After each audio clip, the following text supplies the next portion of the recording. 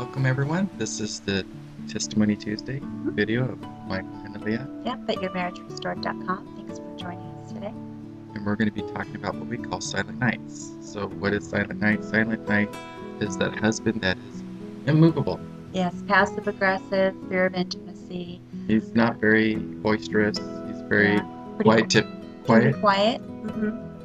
And likes to manipulate a lot with silence and with emotional disconnect. And tinker with stuff. Yeah, they often will, like to work on their cars or something else that they have going on. Any task that keeps them busy. They're usually very busy with things that keep them from having to emotionally connect with their spouse. Typically they could be the guy who just loves watching TV. He's on the couch with the remote, and he's content there. Yeah, perfectly fine. He'll go to work, come back home, there he is in front of the TV, and his wife could be there saying, "Honey, come visit with me," and nope, he's not going to move. Yeah, and guys who've been that way for a really long time, his wives are needing an emotional connection with them, even a physical, sexual connection with them. A lot of passive-aggressive guys, silent night types, do not emotionally physically connect with their wives in the bedroom. Often they are into porn or self-gratification or something like that, something where they don't have to have an emotional commitment, emotional connection. And these are, their wives are ones who are beautiful, who buy the beautiful lingerie and could literally parade around in front of them, and nothing. No emotion whatsoever. Barely notices. I'm not going to be moved. That's right. You can't make me make love to you. You can't make me bleed my own blood. Yeah. So, it's really difficult to break through into that type of husband because, let's just say you present it to him, and he knows it's the right thing to do. Yet there's something within him that compels him not to. And he could even think he's a great husband, he's a great dad. And in a lot of ways he is. He's a great worker, yeah. Great friend. And he's doing 9 out of 10 things great. Goes to work, brings home a check, takes care of the house, takes care of all the honeydews. Except that one thing that you really need that's really hurting your heart as a wife. And let's say, for instance, you need hugs and kisses and I love you throughout the day, and he just refuses to do that. And you've been telling him, I need this, why aren't you giving this to me? And he says, well, that's kind of unreasonable, or just ignore the conversation. Or he'll say, okay, and maybe he does it for a day or two, and then he just stops doing it. So there's a secret, there's a way to break through that, and the answer is so simple it's kind of silly. However, the answer is simple, the secret is simple. However, to break through, that's the difficult part. There's a reason that you as a husband, if you're the silent night type, that you're the immovable one, there's a reason that you're not meeting that need to your wife. And often what a wife experiences with a husband that lives life and does husbandry as this is abandonment. She feels like she's not even married to you, but she doesn't even know who you are. You're there, but you're not there. You think that's ridiculous. This wife of mine, she's just insatiable.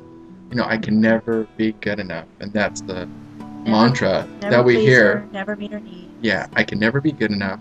That kind of sounds like, let's be honest, like a little kid. I can never clean my room good enough, and the kid can never do anything right. Yeah. When they don't get. I mean, we have our 8-year-old. If he doesn't, if he gets out in Foursquare, it's the game he's learning at school, then it's drama. It's just drama, and we get a lot of husbands like that too. Well, I tried. I asked her if she wanted to go to dinner, or I rubbed her back last night before bed, thinking that hey, there's the sign we're going to make love, and it's like, guys, she needs more than that. You need to get consistent in those things, and oftentimes with husbands, a silent night, passive aggressive guy wives. There's a real fear of intimacy. That's where a lot of this goes down for them, and they really struggle with that, because to be emotionally vested in another person means that you have to be vulnerable, and you risk your heart being hurt, and you risk hurting another person. And that's, a lot of people struggle with that. I personally struggle with that myself, and so I get it. A lot of times we talk to the husbands, and I can relate as a woman because I do the same thing. And fortunately for me, Michael is willing to be in a place with me to draw me out and say, hey, I love you, and you don't have to be afraid to be emotionally connected with me. I'm not going anywhere. I'm not going to leave you, even if that emotional connection looks like tears, or anger, or vulnerability, or whatever that looks like. I'm still here. Yeah. And for you husbands, the way you break through this is, you're going to experience something that God wants to instill in you through your wife. And that one thing that you're refusing to meet in her needs is the one thing that God wants you to experience. He wants you to be transformed. He wants you to become more Christ-like. And Christ-like basically means, in order for you to love in a real way, you have to give your wife something that is tangible to her. Otherwise, you're loving her in your own way, which really isn't love. And by definition, love is never about the self. The person who's sending out the gift has to make sure that the gift is special and tangible for the recipient. Otherwise, it's just, you're not going to give can't give a carburetor to a woman and expect her to smile. It's like those of you, real quick, I was going to say this one fine thing because it reminded me. Those of you who've ever watched The Simpsons, there was one episode where it's Marge's birthday, and Homer gives her a bowling ball for her birthday with the name Homer inscribed on the ball, because he knows Marge is going to hate the gift, and because she hates the gift, she'll just give it to him. So again, it's like Michael was just saying, loving as the other person needs to be loved, not the way you think she needs to be loved. So that one thing that she's needing is the one thing that God wants you to be transformed by and experience. So what you do, let's just say your wife has been needing hugs and kisses, and honey, I love you, I think you're beautiful, I'm gorgeous, I'm attracted to you. That's what you need to give her. Obviously, there's something there if you've been resistant to do this for your wife for a day, a week, a month, years, whatever the time period is. So there's a reason you're not doing it, and the way you get healed through it is by stepping on faith, just to be that blessing to your wife and be pleasing to the Lord. So you just purpose yourself. You put in your mind, I'm going to be a blessing to my wife today. And you do it one day at a time. Yeah.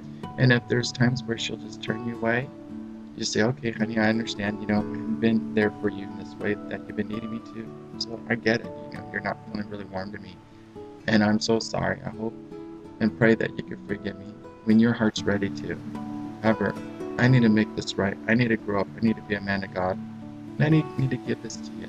So I'm just going to keep on pursuing you. And she will begin to trust you. And she will open her heart to you. And you will learn to be a blessing to her. Absolutely. And you just go on from there. Absolutely. And guys, one last thing before we wrap it up. Oftentimes with husbands, when they're beginning these kinds of actions with their wives, the actions begin in the head. They don't feel it in their hearts yet. The more they do it, even if it starts out in your head, eventually the heart will follow, and then the feelings will come. So you do this for your wife. You do it, as Michael said, because it's pleasing to the Lord, and you do it to get your marriage restored. So thank you so much for listening. We have our intensive coming up February 18th through the 21st. If you want to get registered, it's not too late. We still have 3 spots open. Just pop us an email or give us a call. Phone numbers on our blog, yourmarriagerestored.com. We have our weekly calls. Information's on the sidebar of our blog. And we look forward to seeing you next week. Bye-bye.